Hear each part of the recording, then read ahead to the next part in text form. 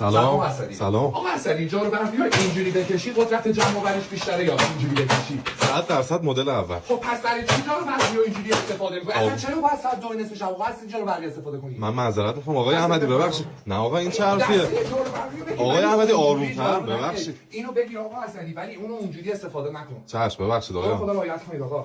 سلام آقای احمدی. آقا اسدی این چیه؟ جا کفشی. پس اینا چیه اینجا میشینی آقا اسدی؟ آقا اسدی میگه اینجا هیئت ببخشید آقای احمدی. مسجد آخه. من معذرت میخوام ببخشید. معذرت چی میخوام ریدی تو نمای ساختمون ریدی تو راهرو این چه وضعشه؟ چشم ببخشید اگه دیگه. هیئت آقا اینجا برات مداحی کنم. آقای احمدی چه حرفیه؟ نه آقا بگو دیگه تو رو خدا رعایت کنید. سلام آقای احمدی. سلام اسدی. آقا بفرمایید. اسدی سر سیگار من به شما تذکر دادم فیلتر سیگارتو نمون تو حیاط دست درد نکنه رعایت کردی.